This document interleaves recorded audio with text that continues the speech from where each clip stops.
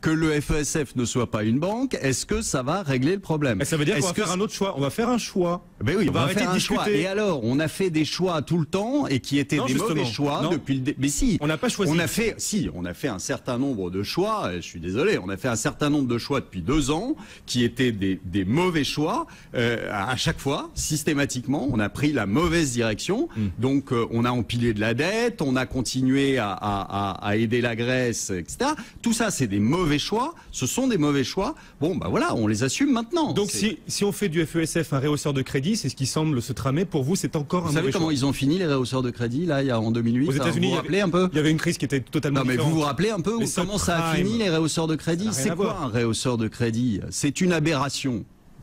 C'est juste une aberration. Tout ça, c'est des...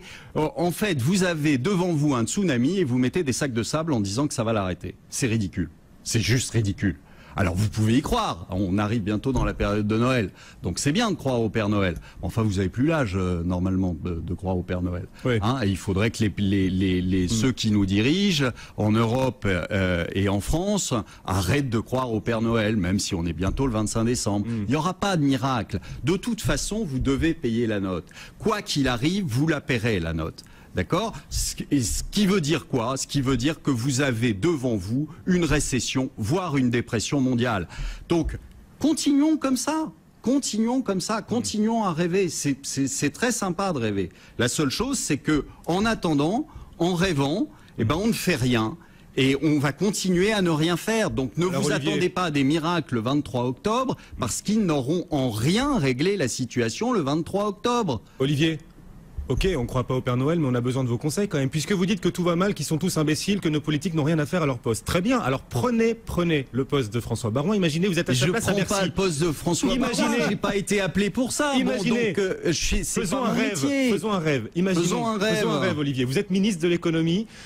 On est soulagé, vous êtes là. Qu'est-ce que vous faites? Quelle est la solution d'après vous? Mais c'est pas à moi. Les solutions, on en parle depuis 2 ans. Je vous ai dit un certain nombre de choses il y a 2 ans. On s'est bien foutu de ma gueule à ce moment-là. On a dit, oh, le petit de la Marche, il est là, il dit que la Grèce paiera jamais, mais enfin, tout ça, c'est des bêtises. D'accord, mais le fait est que ils peuvent pas. Ils peuvent pas. Donc, à partir de ce moment-là, j'ai pas à revenir sur les bêtises qui ont été faites à ce moment-là. Mais on va les payer. C'est tout ce que je dis.